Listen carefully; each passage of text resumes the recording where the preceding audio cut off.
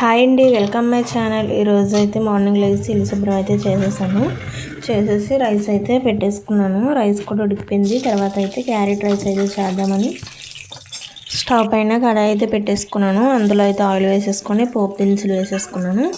తర్వాత పచ్చిమిర్చి కూడా వేసేసుకొని ఫ్రై చేసుకున్నాను. అలాగే ఉల్లిపాయలు కూడా వేసేసి ఫ్రై అయితే చేసేసుకున్నాను. తర్వాత శనగపప్పు కూడా వేసేసాను, శనగ పలుకులు ఇవ్వండి, ఇవి కూడా బాగా వేగినంత వరకు వేసుకున్నాను.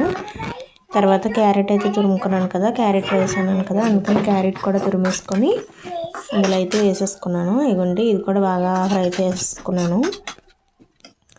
ఇవ్వండి, ఇందులోకి ఇప్పుడు చిటికెడు సాల్ట్, అలాగే కారము, అలాగే పసుపు కూడా వేసేసుకొని ఒకసారి అయితే కలిపేసుకోవాలి బాగా. ఇవ్వండి, కలిపేసుకున్నాను. ఒక 2 నిమిషాలు అయితే స్టవ్ పైన ఉంచుకొని ఇప్పుడు ఇందులోకి అయితే రైస్ అయితే వేసుకోవాలి. ముందైతే రైస్ అయితే కడిగేసి పెట్టేసుకొని ఆ రైస్ అయితే ఇందులో అయితే వేసేసుకోవాలి. ఇవ్వండి, అన్నం అయితే వేసేసుకున్నాను, బాగా కలిపేసుకోవాలి.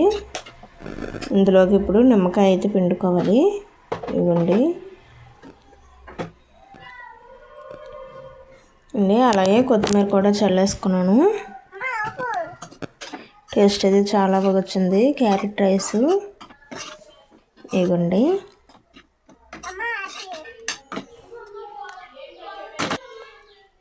Okay, thank you.